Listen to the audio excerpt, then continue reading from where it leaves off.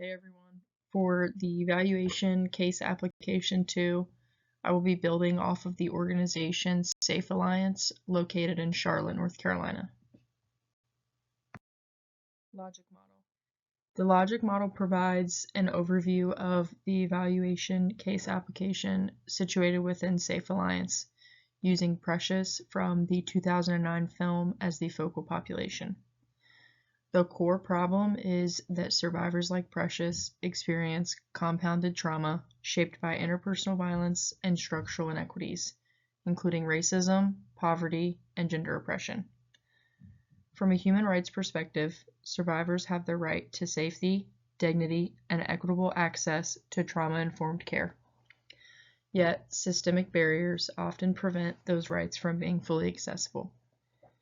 To address this, the model integrates two empirically supported strategies carried forward from the prior assignment: the organizational implementation of culturally responsive, trauma-informed care model, and the group delivery of trauma-focused cognitive behavioral therapy.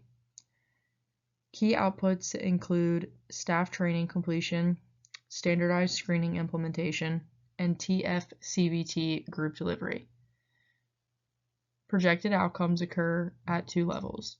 Organizationally, we expect improved trauma-informed consistency and reduced disparities.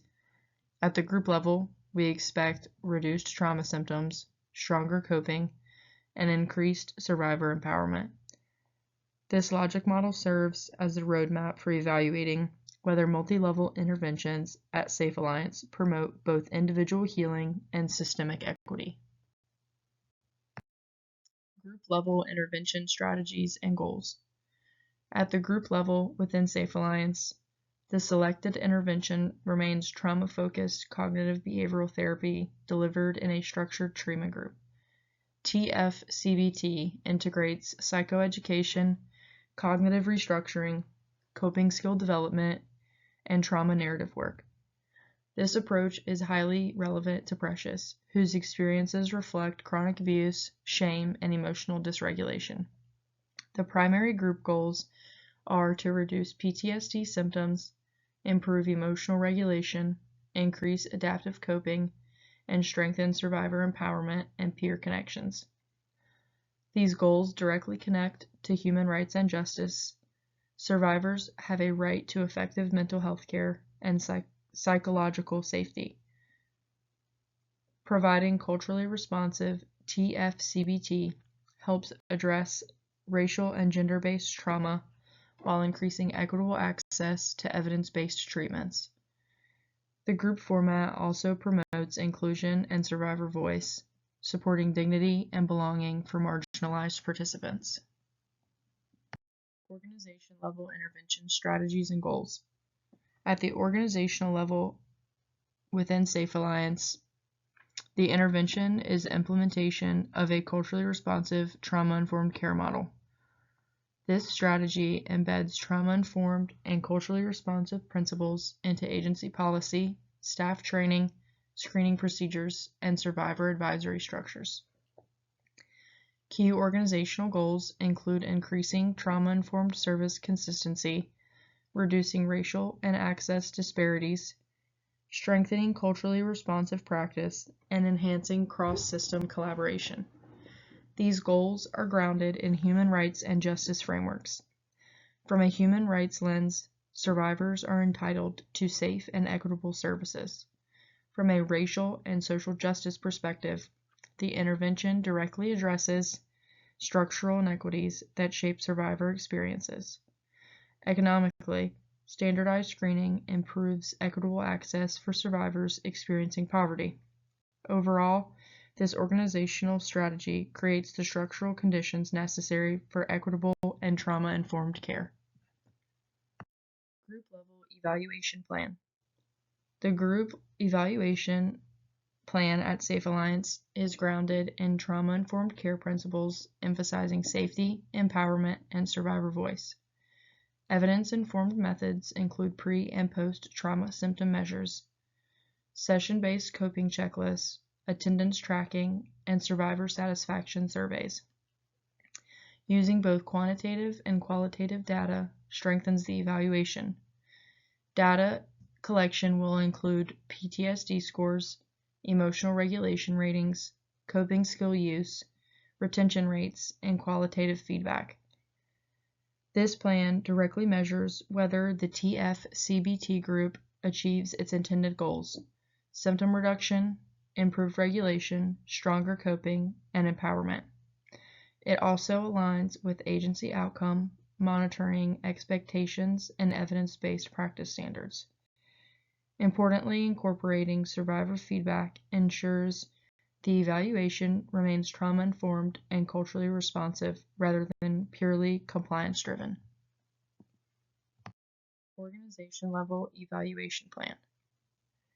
The organizational evaluation plan at Safe Alliance is grounded in ecological systems theory, recognizing that survivor outcomes are shaped by interacting systems. Evaluation methods include trauma-informed care fidelity assessments, ADEI staff climate surveys, service utilization disparity analyses, and policy audits. Data collection will include trauma-informed care implementation scores, staff cultural humility ratings, demographic access patterns, service completion disparities, and survivor advisory feedback. This directly evaluates whether the CRTIC model improves service consistency, reduces disparities, and strengthens culturally responsive practice.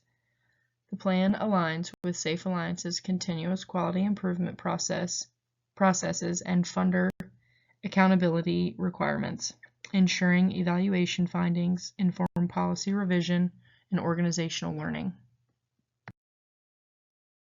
Group level strengths and limitations. The group evaluation plan has strong methodological grounding. Using validated trauma measures improves reliability, while the mixed methods design strengthens overall validity by capturing both symptom change and lived experience. Alignment between measures and group goals supports construct validity. However, limitations include potential self-reporting bias, group size and strength, and cultural validity concerns if tools are not interpreted carefully. Internal validity is supported through the pre- and post-design, though informal claims remain cautious without a comparison group. Ethically, the plan incorporates informed consent, voluntary participation, and trauma-sensitive administration. Centering survivor feedback reflects evidence-informed and trauma-informed evaluation practice. Overall, the plan is strong but requires ongoing cultural responsiveness and attention to participant engagement. Organization level strengths and limitations. The organizational evaluation plan at Safe Alliance benefits from multiple data sources, which strengthens validity through triangulation. Use of standardized trauma-informed assessment tools also supports reliability. However, organizational change is slow and complex. Short-term data may not fully capture culture shifts. Staff climate surveys may be influenced by social appeal bias, and multiple-level data collection requires significant capacity. Attribution is another challenge because multiple initiatives may influence outcomes simultaneously. Ethically, the plan promotes transparency, protects confidentiality, and centers survivor advisory input. Framing evaluation as learning rather than punishment aligns with trauma-informed principles. Overall, the evaluation is evidence-informed but requires sustained implementation and careful interpretation. In conclusion, this evaluation case application demonstrates that effective intervention in professional settings requires equally thoughtful evaluation at multiple levels. Evaluating TF-CBT groups ensures survivors like Precious experience measurable clinical improvement, while evaluating the CRTIC organizational model at Safe Alliance ensures systemic accountability. Together, these evaluation strategies advance anti-oppression, diversity, equity, and inclusion, by examining both effectiveness and equity. Most importantly, this presentation highlights that evaluation in social work is not only about proving outcomes, it is about improving practice, reducing disparities, and upholding survivors' human rights to safe, culturally responsive, and empowering care. These are my references.